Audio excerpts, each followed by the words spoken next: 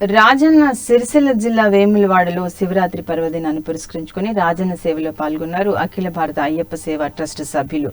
ఆలయానికి వచ్చే భక్తుల కోసం పండ్లు, పాలు, బిస్కెట్లు, ఎనర్జీ డ్రింక్స్ పంపిణీ చేశారు. దాదాపు 40 మంది సభ్యులు భక్తుల సహాయ సహకారాలు అందించారు. 3 లక్షల రూపాయలతో 3 రోజుల పాటు సేవలు కొనసాగించారు.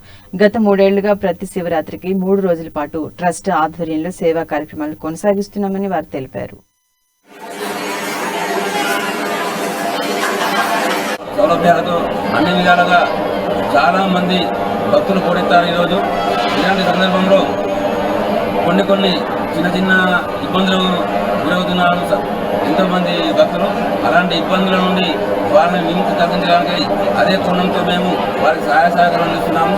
ఇందులో భాగంగా మాకు గతం నుంచి పోల్చుకుంటే ఈసారి కొద్దిగా క్రౌడ్ తక్కువగా ఉన్నా కానీ పోలీసు వారి వ్యవస్థలు కాస్త ఇబ్బంది అయిన పరిస్థితి గోచరిస్తుందని చెప్పి ఆలోచిస్తున్నాము. దయచేసి ముందు కూడా అన్ని రకాల సౌకర్యాలు కలిగించడానికి, అలాగే మేము సేవ చేసుకోవడానికి మాకు కూడా మంచి అవకాశాలు ఇచ్చేసి అందరి సౌలభ్యాలతో అన్ని విధాలుగా చాలామంది